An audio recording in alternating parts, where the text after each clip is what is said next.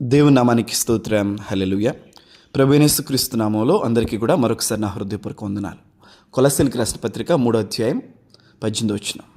భార్యలారా, మీ భర్తలకు విధేయులనుడి, ఇది ప్రభువును బట్టి యుక్తమై ఉన్నది. ఆమేన్. కొన్నిసార్లు కొన్ని మాటలను బైబిల్లో నుంచి వింటున్నప్పుడు ఒకంత ఆశ్చర్యం అనిపిస్తుంది. ఎందుకంటే ఇది కూడా చెప్పాలా అని. చిన్నపిల్లలకు మీరు కుడి చేత్తో అన్నం తినమని అనేక సార్లు మనం చెప్తాం. అది సహజం. ఎందుకంటే కుడి చేత్తో తినాల్సింది ఎడం చేత్తో తింటారు. కుడి కాలుకి వేసుకోవాల్సిన చెప్పు ఎడం కాలుకి వేసుకుంటూ ఉంటారు. ఎందుకంటే వాళ్ళ జ్ఞానం అంతవరకే ఎదిగింది, తెలీదు. వాళ్ళు కావాలని అయితే చేయరు. బట్ ఏంటంటే సహజ సిద్ధంగా ఎలా పడితే అలా వచ్చేస్తూ ఉంటుంది వాళ్ళకి అది. అయితే కానీ ఒక వయసు వచ్చినాక వాళ్ళు స్కూల్కి వెళ్తాం, వాళ్ళు పెరుగుతా, వాళ్ళు పెద్ద అవుతా వచ్చిన తర్వాత ఆటోమేటిక్గా మనం చెప్పాల్సిన అవసరం లేదేంటంటే నువ్వు కుడి చేత్తో అన్నం తిను, ఈ చెప్పు ఎడం కాలికి వేసుకో, ఈ చెప్పు కుడి కాలికి వేసుకో అని మనం అయితే చెప్పవసరం. మనం వేసుకుంటున్నాం, అట్లా చేయట్లేదు కదా. మనం కూడా ఒకప్పుడు చిన్న స్థితిలో. అట్లాగే ఇదంతా ఎందుకంటే భర్తకైనా భార్యకైనా దేవుడు కొన్ని నియమాలను పెట్టాడు.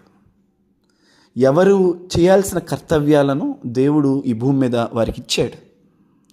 సో నాకు తెలియదండి, నాకు ఇట్లా చేయటం తెలియదండి, నాకు ఇది తెలియదంటే అది మనలో దేవుడు ఒక జ్ఞానాన్ని ఇచ్చాడు. సో ఇప్పుడు ఈరోజు భార్యతో మాట్లాడుతున్నాడు కాబట్టి, స్త్రీలతో మాట్లాడుతున్నాడు కాబట్టి, సో సంఘంతో మాట్లాడుతున్నాడు. ఎందుకంటే ఎఫెసీ పత్రికలో భార్యలో అంటే సంఘము క్రీస్తుకు లోబడినట్లుగా అనే కంపారిజన్ కూడా పౌలు ఇచ్చాడు. అక్కడ మనం చూస్తాం. అక్కడ సంఘము క్రీస్తుకు లోబడినట్లుగా భార్యలారా మీ భర్తకు విధేయులై ఉండండి. ఒక స్టేట్మెంట్ ఇస్తాను. ఏ కుటుంబంలో అయితే పురుషునికి అంటే అక్కడ ఆ కుటుంబంలో ఉన్న యజమానికి విలువ ఉండదో ఆ కుటుంబం దేవుని యొక్క ఆర్డర్లో లేదు, నెంబర్ 1. అండ్ దేవుడు ఆ కుటుంబాన్ని బ్లెస్ చేయలేడు.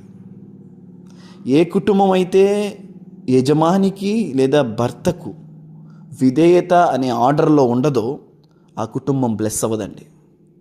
ఇప్పుడు బ్లెస్సింగ్గా అనిపించినా అది దేవుని ఆర్డర్లో లేదు కాబట్టి, దేవుని నియమంలో లేదు కాబట్టి అది బ్లెస్ అవ్వదు. ఎందుకంటే అక్కడ స్పెసిఫిక్గా దేవుడు అక్కడ మెన్షన్ చేయించాడు ఏంటంటే ఇది ప్రభువుని బట్టి యుక్తమై ఉన్నది. It is right. అంటే విధేయత చూపటం అనేది రైట్ థింగ్ అనమాట.